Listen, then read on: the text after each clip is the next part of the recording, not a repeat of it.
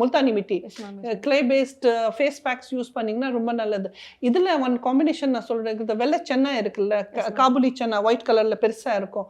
நீங்கள் என்ன பண்ணணும், ஒரு 50 கிராம்ஸ் 50 கிராம்ஸ் இல்லை, ஒரு 1/2 kg சென்னா எடுங்க. அதுக்கு 1 லிட்டர் இல்லைன்னா 2 லிட்டர் மில்கில் ஊற வைங்க. நைட் ஃபுல்லாக ஊற வச்சுட்டு நெக்ஸ்ட் டே சன்னில் நல்லா காய வைக்கணும். அது ஃபுல்லாக காய வச்சுட்டு அப்புறம் அதில் ஒன்ஸ் இட் ட்ரைஸ், நல்லா ட்ரை ஆயிடுச்சுன்னா அதுக்கப்புறம் கஸ்கசா ஒரு 50 கிராம்ஸ் கஸ்கசா அதில் போடலாம். அதே மாதிரி கஸ்தூரி மஞ்சள் போடலாம் அதில்.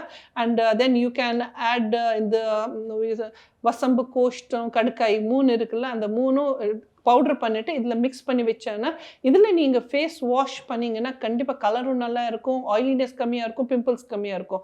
வாரத்தில் ஒரு வாட்டி இதே ஒரு ரோஸ் வாட்டர் கூட மிக்ஸ் பண்ணிவிட்டு ஃபேஸில் அப்ளை பண்ணுங்க. ஒரு 20 மினிட்ஸ் வச்சுட்டு ஸ்டீம் பண்ணுங்கள். ஸ்டீம் பண்ணிவிட்டு ஸ்லோலி ஸ்க்ரப் பண்ணிங்கன்னா உங்களுக்கு ஆயிலினஸும் கம்மியாக இருக்கும், பிம்பிள்ஸும் கம்மியாக இருக்கும், ஸ்கின் நல்லா க்ளோவிங் இருக்கும், டேனும் போயிடும். Next combination skin ma'am.